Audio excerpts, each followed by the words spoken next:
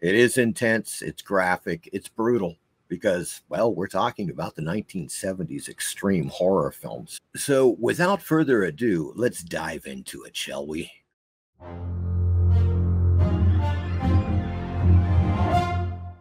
Snuff, the film that could only be made in South America, where life is cheap. Snuff. Snuff. As you might recall, during the 1970s and 80s even, there was a lot of talk about real snuff films, people being, offed, killed on camera, and so forth. Well, these guys wanted to cash in on that rumor mill. So they produced this film called Snuff in 1976. As it says, while filming in South America, an actress and her producer are terrorized by a biker chick death cult and its Manson-like leader named Satan. Of course he's going to be named Satan. This film was marketed as being supposedly real, right? Featuring real sequences of people being killed, namely at the end where they killed this woman and film it in a motel room or something. The gore is on the level of 1960s Herschel Gordon Lewis films. In other words, it's really fake looking. Next up, we have Redemption with the Texas Chainsaw Massacre 1974. Tobe Hooper's great landmark film of total terror. As it says, after a run-in with a group of cannibals, a young woman and her friends are terrorized by Leatherface and his chainsaw in this classic slasher. That I couldn't disagree with more. I do not consider it a slasher film whatsoever. I don't know where the hell they get that from. Slasher films came in the late 70s and then throughout the 80s. This is not a slasher film. This is an American classic of horror. With the exception of, a couple of people getting smacked in the head with a sledgehammer, that's it. There's no gore to speak of, and there's no nudity in this film.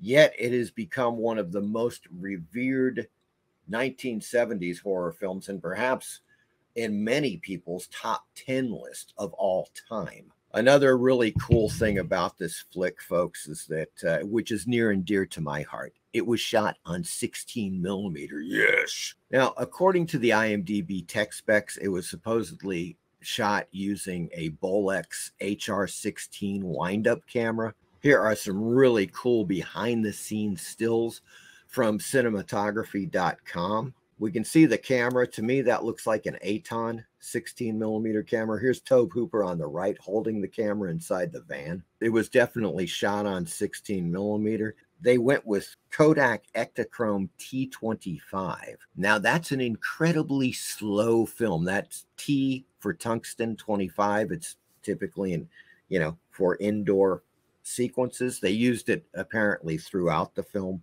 And one of the reasons why that I could guess is that it has an extraordinarily fine grain. If you light it correctly, you're going to get an incredibly clean picture.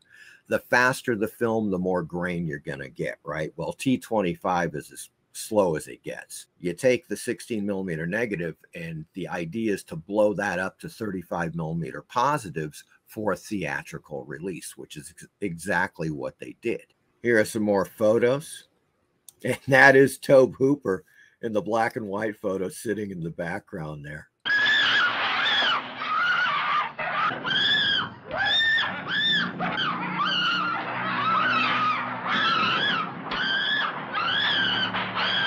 Next up, we have Last House on Dead End Street. This flick, folks, was simply a cash-in on Last House on the Left. I mean, they're trying to, obviously, what they're trying to do here is cash in on the success of Last House on the Left, which was made in 1972. This is a 1973 film, even to the point where they're saying, it's back. The evil that had you screaming, it's only a movie. Yeah, they're trying to make it look like Last House on Dead End Street is some kind of a sequel to Last House on the Left. Next up, the film that got the entire Friday night show blocked Yes, that was I Spit on Your Grave from 1978. I showed the partial trailer a couple of times, and that was enough to have the entire show blocked by the company, right? So I got the notice several hours later, discovered the whole damn show was blocked because of this damn trailer. So, needless to say, folks, we're not going to be watching the trailer, but let's look at the particulars, anyways. I Spit on Your Grave, 1978. The 1978 horror shocker about a writer at a backwoods cabin who is sexually assaulted by local savages and later returns to strike each of them down. And it should be noted that, of course, in the 21st century, there were at least 3 or 4 films they remade I Spit on Your Grave. Then they did, I believe, 3 more films after that to, well, once again, cash in.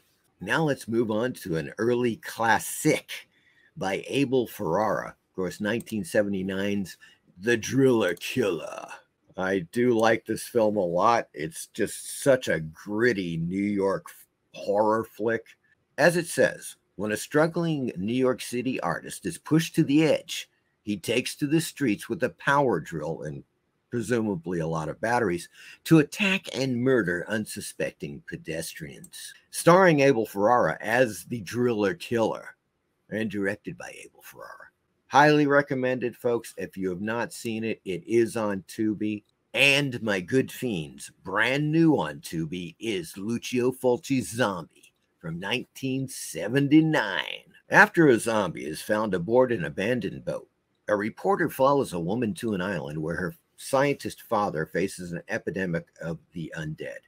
Actually, it's not her father. It's the scientist that worked for her father. But I digress. Starring Ian McCulloch, Tisa Farrow, who I consider to be definitely the hotter of the 2 pharaohs, if you know what I mean. And I think that you do.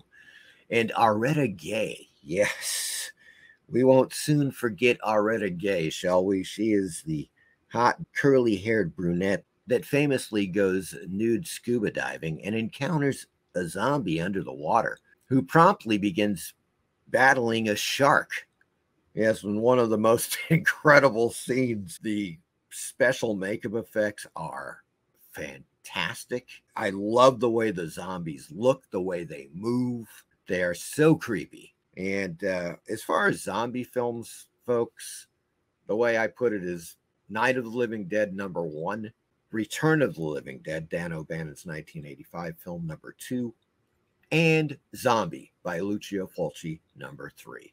If you haven't seen Zombie, I highly recommend it, but get ready. Okay, here's a trailer that's just a little taste of things to come in Zombie.